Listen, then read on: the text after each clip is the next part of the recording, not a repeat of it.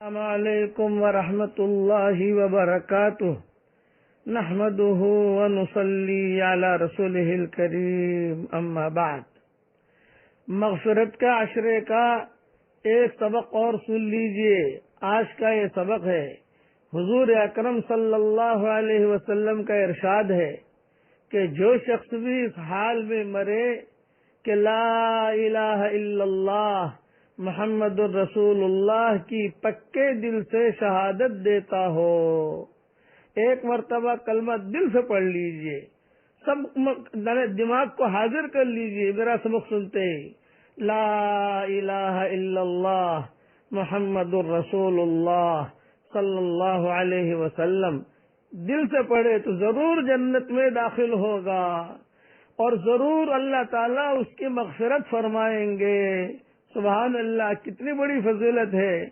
صحیح حدیث میں یہ بھی نقل کیا گیا ہے کہ خوشخبری سنو اور دوسروں کو بھی بشارت سنا دو کہ جو شخص سچے دل سے لا الہ الا اللہ کا اقرار کرے وہ جنت میں داخل ہوگا۔ اللہ تعالیٰ کے یہاں اخلاص کی قدر ہے اور اخلاص کے ساتھ تھوڑا سا عمل بھی بہت زیادہ اجر و ثواب رکھتا ہے۔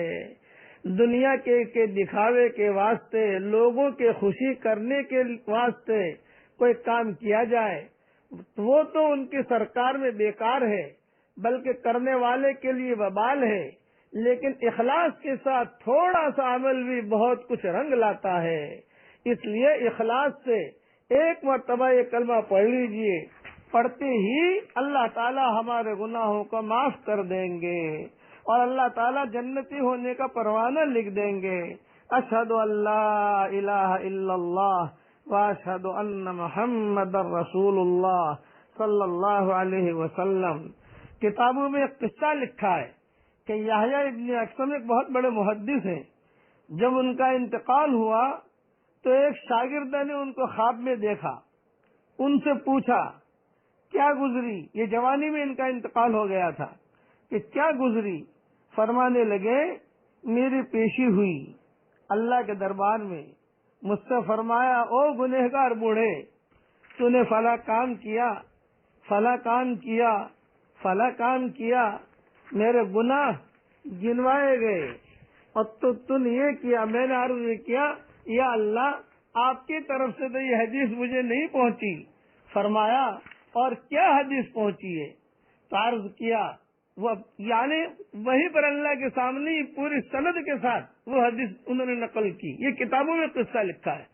عرض کیا کہ مجھ سے عبد الرزاق نے کہا، ان سے معمر نے کہا، ان سے زہری نے کہا، ان سے عروہ نے کہا، ان سے حضرت عائشہ نے کہا، ان سے حضور صلی اللہ علیہ وسلم نے ارشاد فرمایا، ان سے حضرت جبریل نے عرض کیا اور ان سے اللہ آپ نے عرض کیا۔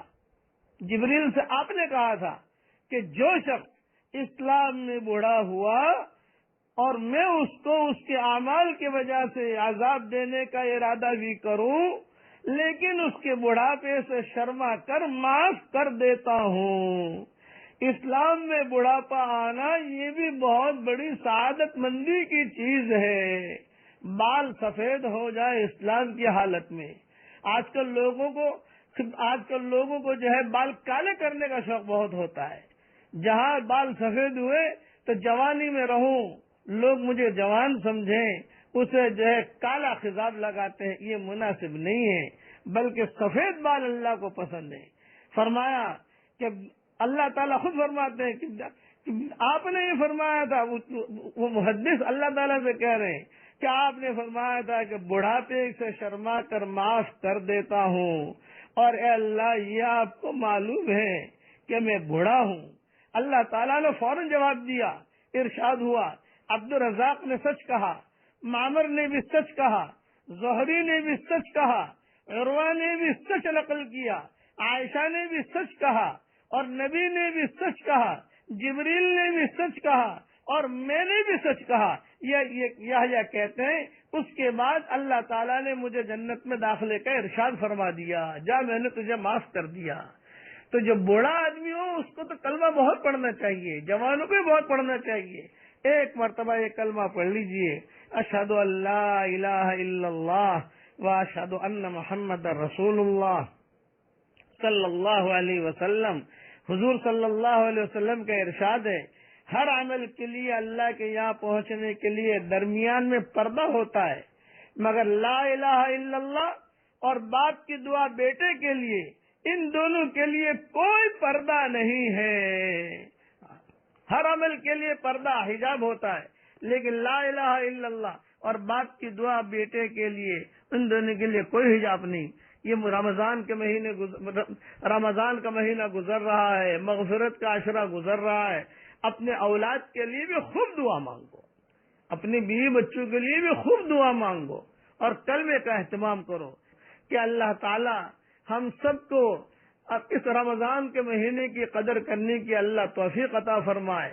اور خاص دعا یہ مانگتا ہوں کہ اے اللہ، اگر تو نے ہمارا نام سعیدوں اور نیک بختوں میں لکھا ہو تو ہمارا نام انہی میں لکھے رکھنا، اور اگر آپ نے ہمارا نام شقی اور بدبختوں میں لکھا ہو تو ہمارا نام ان کی فہرست سے مٹا دینا، اور نیک لوگوں کی فہرست میں ہمارا نام لکھ لینا۔ لکھنا بھی آپ کا کام ہے، مٹانا بھی آپ کا کام ہے، لوح و قلم بھی آپ کے پاس ہے۔ اے اللہ، ہمارا نام سعید میں لکھ لے۔ اور اخیر میں یہ دعا، اگر تو فضل کرے تو چھٹیاں، اور اگر عدل کرے تو لٹیاں، ہمارے ساتھ انصاف کا معاملہ نہ فرمانا، ہمارے ساتھ تو فضل کا معاملہ فرمانا۔ اللہ اپنے فضل کے ساتھ ہم سب کے لیے ہمارے اس روزوں کو قبول فرمائے۔ والسلام علیکم ورحمۃ اللہ وبرکاتہ، وآخر دعوانا ان الحمد للہ رب العالمین۔